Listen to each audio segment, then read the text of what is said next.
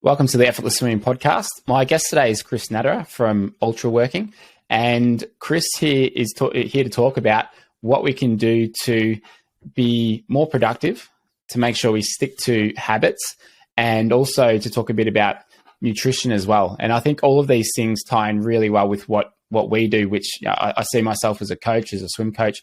My job is to help people be consistent with their swimming, but also change their motor patterns and develop this different muscle memory, which really comes down to sticking to habits. That's the way they're going to do it. So I thought this would be a really good topic to talk about, and why not get someone who's experienced in that area to chat about it. So Chris, welcome to the podcast. Hey, Brendan, nice to have you. Thank you. So, Chris, those that are listening, can you give them a bit of a background on what you've done in the past, and I guess a bit about Ultraworking as well? Because I was listening to the Ultraworking podcast, and I thought these are some really interesting topics, not only in terms of being like productive and increasing that, but also just in the area of, I guess, psychology and how that works into to sticking to habits or changing habits and those sorts of things. Right. So I'm an engineer. I used to work for many years as a health coach, looking at the whole spectrum from nutrition to fitness and general health, getting a lot of blood work done with my clients. And now I work at Ultraworking. We are a company that focuses a lot on making people perform better in their jobs, making them more productive, giving them the right tools to excel and perform better and produce better work. And we're also now starting to look at health, as it is a absolutely fundamental piece of the puzzle for long-term peak performance. Yeah, absolutely. It's like if you haven't got your health, you haven't really, nothing else really matters. You need to make sure that you're healthy in order to then be able to do your work, then to be able to swim. So I think it's obviously a pretty key component to it. And with since you've joined Ultraworking and this has become a real focus, is there anything that you've personally changed in how you work, how you train, right, from what you've learned over the last couple of years? Yeah, so it's interesting because I was a Ultraworking customer for many years before I joined up, and it is exactly the things that I saw and that I was able to implement in my own life that convinced me of the validity of all of the things that we're doing. So yes, there's a lot to uncover. So there are definitely some best practices when it comes to doing work, or really when it comes to participating in almost any kind of activity. And these best practices are sort of well known. We can measure them, but it's actually surprising that even very, very accomplished people do not use them or do not use all of them consistently. And so we're helping our customers to implement some of those habits or some of those practices more consistently. So for example, one of the main things that we do is a tool that will help you to perform a single work session better. It's called Work Cycles. It's very popular. It helps you to run a work session in a more strategic, systematic way. So very often people will sit down to do work and they will sort of just jump in. They don't really have a clear outcome in mind, what they're actually trying to accomplish and how they will get there. They sort of just like go with the flow. And you can get things done this way, but they usually tend to take a lot longer than you might have otherwise taken. And you're often not really, there are many questions you can ask yourself before jumping into the work that will inform a lot of the outcomes that you're trying to go for. So let's say you're writing a paper. You could ask yourself, you could just like start writing the paper. But questions that you could ask yourselves are, who's going to read this? Who am I writing this for? What do I want them to take away when they have read this paper? What do I want them to learn from this? And depending on how you answer those questions, the way you approach the paper or the actual outcome of the paper could look very differently. So some of the things that we do in a work cycle is we have a planning session up front. Takes around 5 minutes if you're a veteran. Takes maybe 10 to 15 minutes if you're just getting started. And during those planning sessions, you will ask yourself, what am I trying to accomplish for the next 4 hours, for example, for this next work session? A second question is, how is this important and valuable? We find that motivation is one of the things that can really make a huge difference. And in this field, you're basically really trying to see how it could even be a very mundane exercise or very mundane work that you're doing. But in this field, you have the chance to reframe it in a way that makes it highly, exciting. So let's say you're just doing your taxes. You could, reframe this in, okay, if I get this done, then I will feel liberated. I will feel this off my chest, or I might actually establish a process to make it easier next year and to think about my systems going forward. There are many possible answers. Then you're in the next piece, you're trying to do you're preparing for things that might go wrong. So for example, if you're, working on something that maybe requires a lot of like concentration, you might ask yourself, hey, are there any interruptions that are coming up? Am I expecting a call? Am I expecting someone to knock on the door? And if that happens, how will I address it? How will I deal with the situation? And you write into this field, for example, if the delivery guy shows up, I will, greet him at the door, I will take the stuff, bring it to the kitchen, and I will go right back to work. And those are kind of similar to, maybe you're familiar with the term or the concept of implementation intentions. If I do this, I will do this when X happens. You're sort of pre-planning your response, and then you're roughly gauging: is this an objective or is objective work? Is this something that you can actually measure? And you're defining in great detail, how will you know when this is complete? And this is the concept that Stephen Covey writes about in 7 Habits of Highly Effective People, one of the most well-known books. He has the concept of starting with the end in mind, like knowing the end result that you're trying to achieve. And I think this is maybe the most important field, knowing actually what the end result of your work is supposed to look like. There's a lot of good things there. And the first one that you mentioned about, it's almost like sharpening the axe before you're going to chop down a tree. It's like, that's that planning about what I actually want to get out of this work that I'm about to do, who's going to be reading or who's going to be watching it, and what do I want to get across, or what am I trying to teach? It's like that.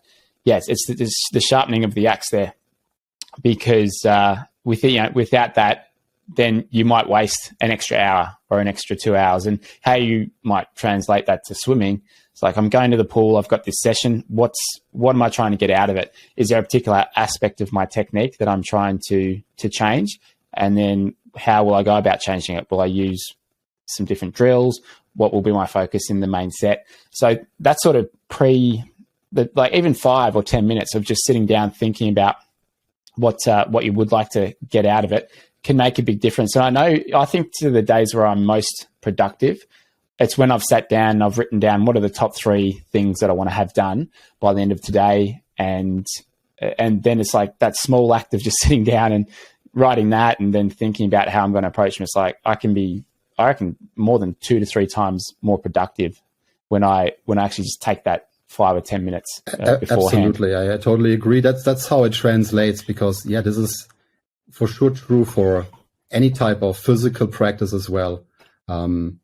This sort of very deliberate practice, knowing exactly what I'm trying to accomplish. Not just like, you can get better if you just jump in the pool and swim a lot, but you will get much, much better, much faster if you also really engage your mental state at the same time. One component that then comes to it. So we have just planned 4 hours of work. That's like a rough cycle. You could do less or more. And then we're going to start work, and we're working in 30-minute blocks. And we repeat this planning process in a little bit of a smaller version for each block. We are mapping out what we're trying to accomplish in the next 30 minutes. And this does 2 things that will keep us on target. Once again, we have to establish what finish will look like, but it will also teach us the skill of estimating how long things take. And now we're working for 30 minutes. And at the end of the 30 minutes comes the next, and I would say really critical part, which is the debrief. I think this is something that people too often do not do because it can really easily reveal some things. So after a good training session, you could ask yourself, what really went well today? What did I learn today that I could repeat the next time? Things like that. And all of a sudden you have really sped up the cycle of getting more data, making a change to your next training session, getting more data, analyzing the data, and changing the next training session again. And basically in work cycles, you have that chance every 30 minutes. Every 30 minutes, you debrief, you ask yourself, did I hit my target? If not, why not? And what can I do better next time? And what went well this time? And so the goal is not to just get a lot of more work done, but to increasingly become better at working. And why the 30-minute time cycle? Is there a particular reason around that? That's so some people like 50 minutes, 40 minutes, 30 minutes is a good compromise between different type of attention spans. Depending on the type of work, you would maybe increase this, but our standard protocol is 30 minutes of work followed by 10 minutes of a break. That's what I've tried to usually stick to when I'm running clinics. It's like especially when there's a lot of information that you might be trying to get across. Any more than 30 minutes where you're just sitting there, maybe hearing someone talk for 30 minutes, you're not going to, after that 30-minute mark, I find the attention seems to wane and your mind will start to drift off a bit. So at a bare minimum, we'll want to get up, walk around, move around, reset, and then we can move, go into the next portion of it. So I think it's a really good time frame because, you can work longer, obviously, but I know personally too, when you're sitting at a computer, I would highly doubt that most people are fully productive for a 60-minute block. Right. It's that 30 minutes where you can just you can attack it, you can do it, and then it's probably going to start to drop off after that. So if you were to take a break in between, then you're just ready to go. And if you had even just 4 30-minute blocks, I reckon, in your day, I'm thinking of myself actually boy, I could get a lot done if they were fully productive, no distractions. And I think when I've sort of debriefed about whether it's about what worked well in our clinics, what has worked well in a work day, often it's like I'll reflect and be like, all right, phone was in the other room. All right, that's often the first thing. And then, I've set a time limit for how long I need to be there. That way I've got this imaginary deadline, and that's helped a lot too. So there's a few things that often come out of that debrief. Yeah, it's pretty impressive what you can achieve in a few hours of really highly concentrated work versus, work where you're just at 60%. Regarding the time spans, there are certain activities, for example, certain programmers, depending on what they're working on, they will need a little bit longer to get into that zone. And for them, it might make sense to, increase the time. But for most of the tasks that we work on, 30 minutes is a really good time frame. And in terms of the psychology of this sort of stuff, is there things that you've learned along the way that you've found to be useful, or you've maybe mistakes that you've seen people slipping into and they've been able to change the way they go about something? Yeah, so there are certain things that you see over and over again that people really quickly address. And I had the same things when I went in. I was actually sort of shocked how sloppy I often was in the definition or my clarity of the work. I would, as I said, you will work a long time, but you're not really getting to the core of the issue very quickly. The realization how valuable this type of deep work is, and then putting a lot of different protections around deep work. I know that some of your guests in the past have mentioned things like, blocking social media. This is something that you will find a lot of people do in this type of community. I usually have some form of app running at all time that will prevent me from accessing websites that I find distracting during work hours or even for longer periods of time. That has helped a lot. Putting the phone in, I actually have a little box here that you can put your phone in and it locks and your phone is trapped in there for a certain amount of time. There's been, it's one of those things where it's surprisingly effective and you feel a little bit silly that it is so effective. But other things is, planning is one of those things that when we do it, it's extremely effective and extremely helpful, but it's very easy not to do it. And I think that is a surprising finding maybe for me or for us, that like really, really, high level performers, researchers finishing their PhD, even, people on that level often will not do continuous or like regular simple planning. Yeah, and it's so like before we were talking about like high level people in say business, CEOs, or in academics with PhDs, and then with high level sportsmen, there's often some very similar traits that will be common and seen amongst those different groups. And you said that a lot of people that you have gotten to know through Ultrawork, like they are quite into sports and those sorts of things. And I see it with like how you do one thing is typically how you do everything else. And if you're high up, if you're a really good operator in one area, you're good in others. So I think that sort of it crosses over to all aspects of your life. And you were talking earlier too about, you call it the pentathlon, that you're running at the moment with some people from Ultrawork. And what you're looking to do is to get them to operate at a really good level in lots of different aspects of their life. Can you talk a bit about that? Because I think it's interesting that obviously nutrition plays a part with helping people work better, and then making sure you get enough sleep helps people. That all works together. So can you talk a bit about that challenge that you're doing with everyone? Absolutely. So we call it the pentathlon. It's an event. It's styled as a competition. It goes for around 2 weeks, and people join up and they're being put into teams. And for the next 2 weeks, they are being rated. They're being scored on 5 different categories. They're being scored on nutrition, on fitness, on sleep, on planning, and ultimately on doing their most important work. And what this competition really focuses on, some people, put up really, really impressive hours, and some people go on like really amazing fitness regimes for those 2 weeks and really push themselves. But we generally advise, and this is what most people do, to not necessarily go for like the most crazy levels in each of these categories, but the goal is consistency. We're trying to, for 2 weeks, get people to be very consistent across those 5 categories.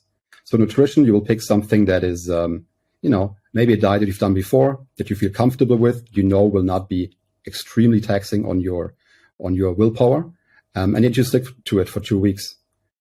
Fitness, you will not necessarily try a new exercise regime, but you do something that you've done before that is, somewhat challenging for you, but not overly, and you stick to it for 2 weeks. And we give them full flexibility in what good fitness will mean for them for those 2 weeks. And it's up to them. It's not up to us. Then planning, we want you to do some form of planning every day. Then sleep. We find actually that much more important than your wake up time is your bedtime. So we really try to get people for those 2 weeks to hit very consistent bedtimes. And for me personally, once I started doing that, that was the most surprising finding after doing the pentathlon myself, how important a consistent bedtime was for my performance the next day and for the way I felt. And then lastly is your most important work. So often people will bring a project that they, can roughly complete in 2 weeks. And we want them to define upfront what their most important work is. And here is an interesting concept. The way we score it is each of these categories gets 100 points. The work part is scored twice, one for consistency, one for amounts. So basically with the first 10 minutes of your most important work, you will get 100 points. And with an additional 90 minutes, you will get another 100 points. And basically what we're trying to do here is we find that projects do not die because you didn't work on them for like 4 hours every day. Projects or any type of endeavor really dies because it didn't get done at all for 2 weeks. And this is true, I would say, for, becoming a great swimmer, becoming getting in shape in general, sticking to a diet. It's not necessarily being like super intense for a week that will get you the result. It's putting in consistent work, day over day, week over week. And this is what the pentathlon is styled upon. People really like it. It's cool. It has this team dynamic that makes a huge component. People don't want to let down their teammates because at the end, the teams are like ranked and scored against each other. And it's a fun thing that we do multiple times a year. That's like that. It's the thing that really appeals to me there is that ability to be consistent with those things. So don't go out and try and run 20 Ks every day and succeed there because you're probably not going to sustain that across or when the 2 weeks is over. And it's what I see with swimming is in order to improve your technique, if you do a little bit every single day or every single time you're swimming, like a little bit of the drills that we might prescribe people and then keep your attention on it through the set, that's what's going to change your stroke. Because if you do 2 hours of a technique session once every 3 weeks, you're not going to have that consistency to actually make any change to your stroke. It's just a little bit over time is what will help you get there. And it's very easy to overdo it, especially this time of year. The start of a new year, people might have their fitness goals and they might go out and swim a 10K swim and overdo it and then maybe get injured or maybe just go, oh, I'm exhausted, and they'll need to rest up. So you're often better off to just do something that you could do every day, and that's going to carry you forwards a lot better. And I get the appeal of wanting to go all out. Like I do it all the time. I still make that mistake, but it's if you can have that consistency, it makes such a difference. There is another concept that is interesting that also I think transfers pretty well to training. We often work with baseline and stretch goals. We often encourage people to have a sort of minimum goal that they're trying to achieve. And if it goes well, then they can aim for their stretch goal. And I've applied this to my training on days where I don't really feel fully on. I have a baseline training that I can default to, that I'm comfortable with, that I think will get me the results, but that is very hard for me to miss. And so even on, even a day that might not be optimal, I can still get that minimum amount of training in. And it's just a huge difference. Like it's a 0 to 1. Like, did you train or did you not train in the end? That applies to many things. Yeah, that's good. I like that. That's something I should have done. So I, at the start of the year, for the first 7 days of this year, I ran 10K every day. And then on the 6th day, I was surfing and I sort of went for a turn and I sort of hurt my knee when I was surfing. And then I was like, I'm going to run the next day. And so I ran 10K still, and I knew I shouldn't have because I was like, this isn't going to be good. And then I haven't been able to run since. Got it. Whereas if I'd perhaps just said, all right, 1K, that's my like minimum goal. Right. Then I could have gone, all right, I'll do a K. I still feel like I'm ticking the box. And then I'd probably still be running. So got it. It's a really good, it's a good idea to have that minimum goal. And I mean, same thing could go for swimming. Whereas if you set yourself, I'm going to go 3 times a week, you might normally do about 2K, but if you set the minimum as, all right, the minimum I'm going to do is 500, then you're still going to the pool, you're still getting wet and feel like you've had some sort of win, and you've still stuck to those 3 sessions. Because in the past, I know there's been sessions where I might be fatigued and I'm like, I don't feel like going. But usually when I go, or if I don't want to go, I say, all right, all you got to do is 500 meters, and then you can get out if you want. Typically, I'll stick around longer because I'm like, well, I'm here now and actually feel pretty good. So, even just having that in the back of your mind, I think, can help. Right. I think this is also what you just mentioned is basically, I think, a pretty common finding in psychology. I think maybe BJ Fogg was the person who coined the concept of tiny habits. And I think there are things like, if you just if you stick to doing 1 push-up every day, it's the getting started part. So once you're in the pool, you're like, we went through all of the hard part. You're in the pool already. Now doing 2 kilometers versus 500 meters is basically the same thing. It's like minimally much harder than the first part. It's getting you into the pool. And so having something where, people, if they can't develop a running habit, they can start with, every day I want to put on my shoes and step in front of the house. And if I don't feel like doing it, I can just step right back in. But eventually that brings there is a concept that behavior actually precedes motivation. So you can establish the behavior first. You can sort of, maneuver yourself into the behavior, and then the feeling, the psychology will actually follow as a result of that. So you will start liking the behavior that you have, that you started doing mechanically up front. Yeah, it's like, it's funny when you think about it, like even like the smallest amount of resistance to, or even the smallest activity can feel like something hard to do. But if it's like, all right, all you got to do is put your runners on and step out the door, and then if you want to turn around, you can. So most of us can put our runners on and walk out the door, and then you've got the decision to make whether you keep going. So little ways to almost trick the mind into doing the thing that we want to do, because so much of it is psychological. Right. And if we can have these little ways to get us to get into the habit, then it's going to help. And I think once that habit is established, it's hard to stop doing it. I think of as a teenager when I'd swim 8-9 sessions a week, and it was granted every Monday, Tuesday, Thursday, and Saturday mornings. It's like, that's the days we train. And so there's no question about it. So you get up, go to the pool, and you do it. There's no like, but I don't feel well. It's just, you get up and do it because you're in that habit and did it for years. And then it's almost hard to break that habit. You don't want to, because you feel like, well, I'm doing it now. And the not normal thing to do is to not go to the pool. Right. How's your knee doing, by the way, now? And are you healing up? It's almost there. Almost there. I went for 1.5 Ks the other day, and it was a bit sore. So I'm just rowing instead, but it feels okay then. But yeah, I deserve it basically. I knew I shouldn't have done that 10 Ks, and at the time I was like, oh, this isn't good, but I just wanted to keep it going. But yeah, that's all right. It'll get there, and the main thing is I can still swim. Okay, so if we want to touch on something related to actual, exercise physiology, I think joint health is one of the things that I'm 36 now.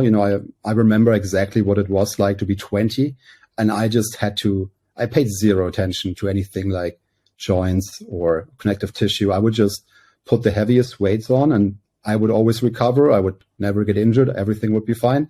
As you get a little bit older, this starts to change. And I think the area where I would say I've made the most, when my information level has changed the most, where I'm the most surprised, actually, everything to do with how to maintain your joints as you age, and also just as your training pensum goes up. I think most professional athletes will have some form of joint pain once they're done with their career, because that's where it's the most taxing. And you mentioned that you had some knee issues, and I've had some knee issues in the past. So maybe we can go into that a little bit. Yeah, well, you were saying that your background's in, you've got a health background and you're heavily focused on nutrition at the moment. So, and you also mentioned before the call that you've been doing similar form of training as the keys of training that we had on Right. With a guest recently. So, let's talk about some of those things for joint health, because I think for swimmers really important, particularly shoulder. I'd say a good probably 10 to 20% of the swimmers that I see at clinics have had or got some sort of shoulder or joint pain when they swim.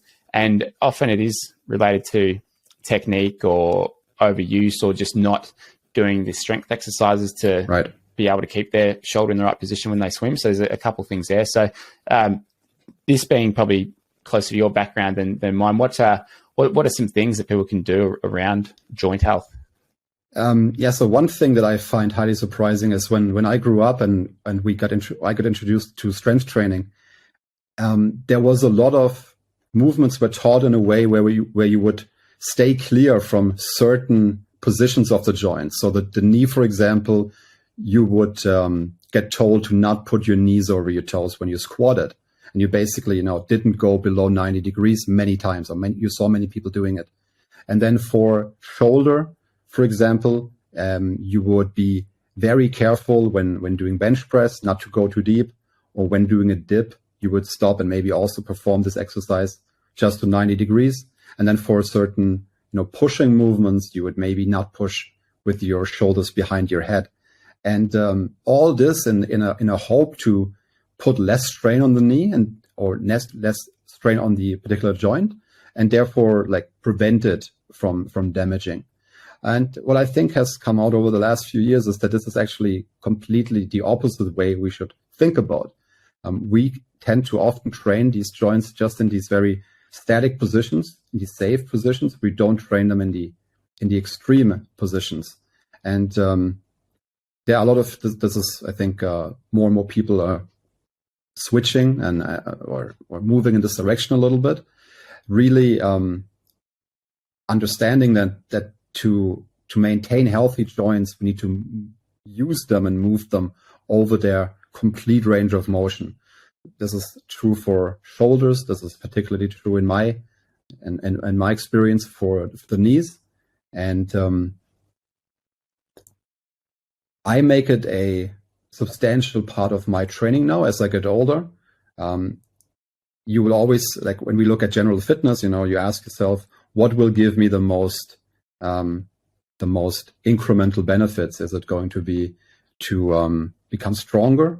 And I would say for most, particularly men that carry a lot of muscle mass, actually mobility is the one thing that gets them much more quality of life than becoming stronger or faster. That's what, it needs almost like a car needs some, you need to play the mechanic and put some actual maintenance time into those parts. Yeah, absolutely. I've started to really notice that and feel that over the last few years, and looking ahead for the next 10, 20, 30 years, I look at the things that I enjoy, which is swimming, surfing, love running, I love all those sorts of things. If I can't do those, then I'm going to be pretty disappointed. So if I can keep healthy enough to be able to continue doing those, then that's got to be the highest priority, because to me, that's a huge part of my life. So sure. I think it's a good thing about swimming too, is it's usually pretty low impact and people can continue to do it. I've seen people in their hundreds still swimming. My nan's in her 90s and she still swims 3 times a week. So it's that's a really good goal, and I'm glad it's a sport that I enjoy and I can see myself doing it forever.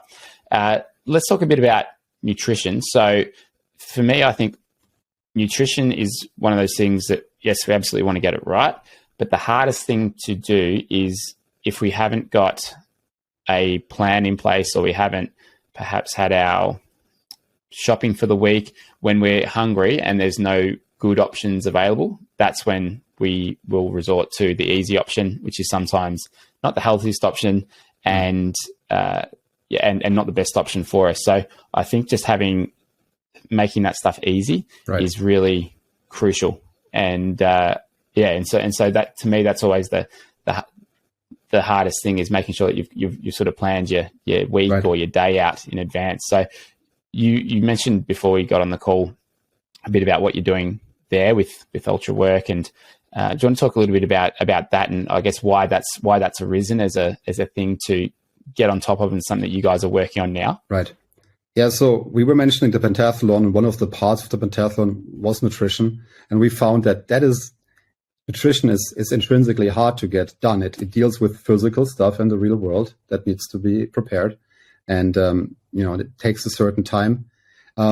First off, like with nutrition in general, once again, it's I always try to think about how to make it easier, because in the end, it's mostly not the actual information that's keeping people from making a change. It's that it's hard to implement them. So it's not necessarily that people don't know what they should be eating. It's that they, as you said, default because they don't have the right systems in place. So general advice for someone who's thinking about how to get this in check is, make one thing that I find extremely well is make a list of default options where there's this concept of paradigm of choice, where if we have too many options presented to us, we cannot decide on any one of them. And then often we will default to doing whatever we did before without making a decision. And so coming up with like a short list, maybe, 3 to 5 meals that you enjoy, that you can easily prepare, and that you will always have the ingredients for in the house. And whenever you feel hungry, you just like pick one of those 3 and do it. And that works surprisingly well. We tried to come up with something that it makes it even easier. And, we're very data-driven people. So we just maybe 6 months ago launched a service called Clockwork Nutrition. We're currently only in the US. This is how it works. We get like some basic data, like your age, your height, your gender, your weight, how much you're moving, and you tell us a little bit about your goals, what you're trying to accomplish. Some of the, you might be wanting to lose some fat or gain some weight. We calculate roughly your total caloric needs, and then on Monday we start sending you 2 meals per day that are pretty much perfectly tailored towards your macronutrient and caloric needs. Every evening or on a regular basis, you report back how you like those meals. You tell us how much you're weighing so we can adjust. And basically over time, based on your preferences, based on your hunger levels, based on your subjective rating of your performance, we will improve the meals that we're sending you to get too close as possible to your ideal, nutrition profile. That's good. I like that idea of having your 3 go-to meals and just making sure you got those ingredients in the house, because that's, I look at our fridge now, it's pretty empty at the moment, but if I just had those 3 go-to meals, which could be, which can be pretty easy to cook up, it's like, wow, then I can spend 5 or 10 minutes getting that ready, and then I'm good to go. And I'm not going to go down to the cafe and get something that's maybe not the best option there.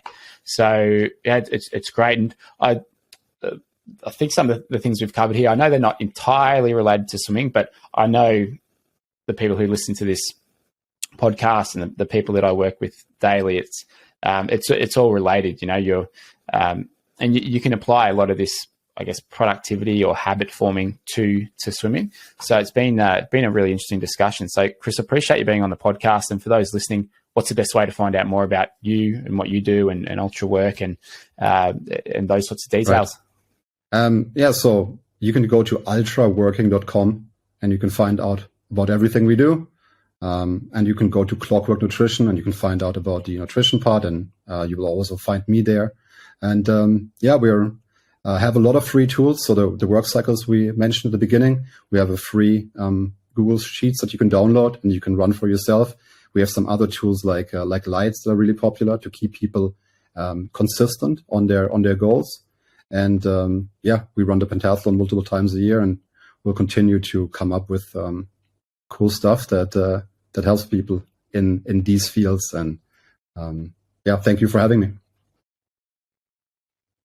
Yeah, I appreciate you because I get people reaching out for to be on the podcast, and then I saw you reach out, so I had a look at Ultraworking, listen to the podcast, and it's like, oh, this stuff is really good, and I'm glad you're able to come on as a guest because I've really enjoyed today, and this stuff is it's so interesting, but there's so much you can learn about it too, and I think over the years it's something I've become a lot more aware of working with swimmers, that it doesn't matter how well someone can do something on one day if they don't have that consistency to be able to do it over a long time. So it is just about forming habits, and sometimes it comes down to removing barriers or distractions, making sure you do it in a way where they don't necessarily need to do something completely different. So what we recommend is doing like 200 or 400 meters of some drills in their warm up whenever they're training, so they don't need to